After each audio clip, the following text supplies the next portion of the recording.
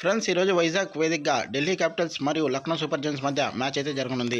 అసలు ఈ రెండు టీంల మధ్య స్టాట్స్ ఇలా ఉన్నాయి. ఈ రెండు టీంలు ఇప్పటివరకు 5 సార్లు తలపడితే slight edge Lucknow super giants మీదే ఉంది.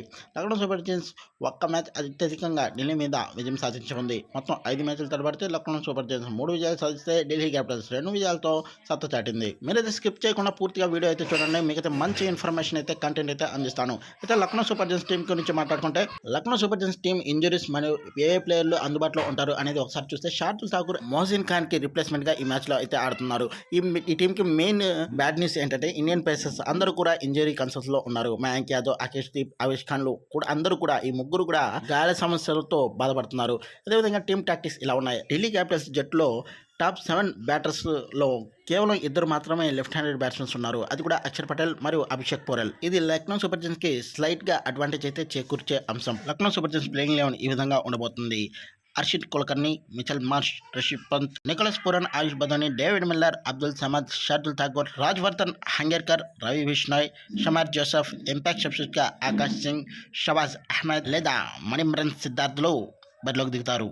ఇక ఢిల్లీ క్యాపిటల్స్ జట్టు గురించి మాట్లాడుకుందాం. ఇంజరీ ప్లేయర్స్లో ముఖ్యంగా మాట్లాడుకుంటే ఈ సీజన్లో హ్యారీ బుక్ అయితే అవైలబుల్గా ఉండటం లేదు. ఇదైతే మరో అడ్వాంటేజ్గా మారుతుంది. ఢిల్లీ క్యాపిటల్స్ వాళ్ళ టాప్ ఆర్డర్ని స్ట్రెంథెన్ చేసుకోవడానికి మరో అవకాశంగా వాళ్ళైతే భావించవచ్చు.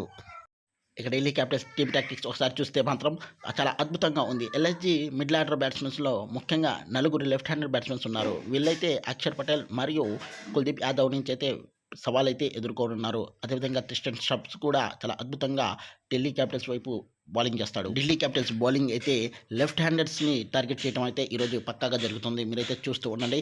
ఇక ఢిల్లీ క్యాపిటల్స్ ప్లేయింగ్ 11 ఈ విధంగా ఉండబోతుంది. Jake Fraser, McGurk, Faf du Plessis, Abhishek Porel, KL Rahul, Axar Patel, Tristan Stubbs, Ashutosh Sharma, Mitchell Starc, Kuldeep Yadav, Mukesh Kumar, T నటరాజన్లు. కుల్దీప్ యాదవ్ స్టాట్స్ గత 5 మ్యాచ్లు ఎల్ఎస్జీ మీద ఈ విధంగా ఉన్నాయి. 7 వికెట్లు పడగొట్టాడు, 7.92 గుడ్ ఎకానమీ అని చెప్పాలి.